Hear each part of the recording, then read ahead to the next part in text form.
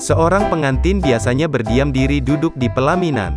Baik pengantin perempuan dan laki-laki hanya duduk berdua dan menerima uluran tangan dari tamu. Namun berbeda dengan pengantin yang satu ini. Ia tak bisa berdiam begitu saja lantaran ada yang belum rela ia menikah.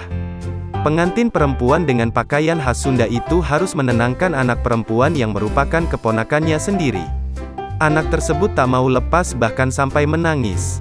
Si pengantin dengan tenang menggendong dan menenangkan anak perempuan tersebut di kursi pelaminan.